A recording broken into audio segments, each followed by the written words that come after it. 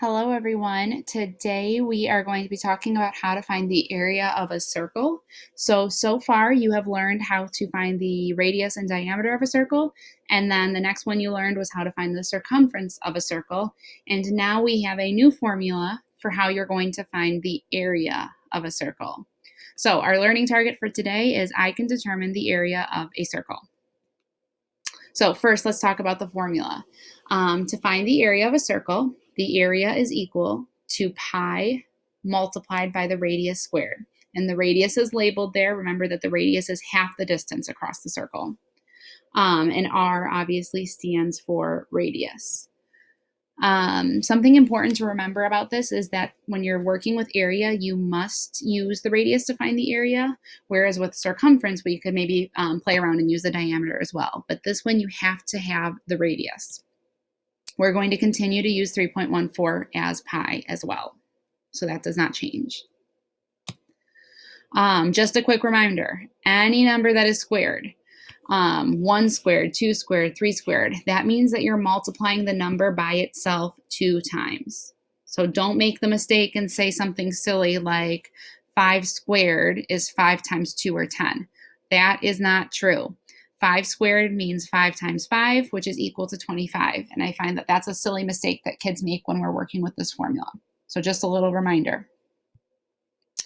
So I'm going to go through an example of how to find the area of a circle.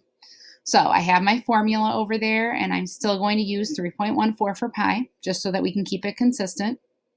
And here is my practice problem. So I can clearly see that the radius is labeled here. I know that the radius is 7. Pi is still going to be 3.14. So I'm going to start with my formula, where area is equal to pi multiplied by the radius squared, and I'm going to fill in what I know. I replaced pi with 3.14. and the radius with 7. Now, my next step following order of operations, before I can multiply, I have to do the exponent, because in PEMDAS, exponent comes before multiply. So 7 squared is 49.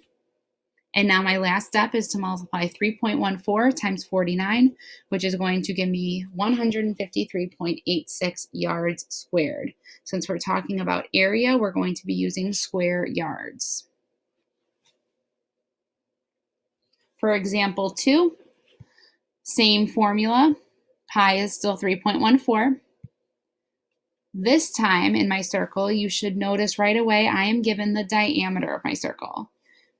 The diameter is nowhere within my area of a circle formula, but I can use the diameter to figure out the radius of my circle.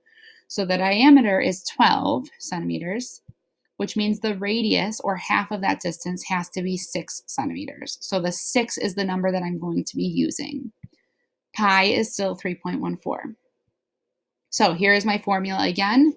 Area is equal to pi multiplied by the radius squared.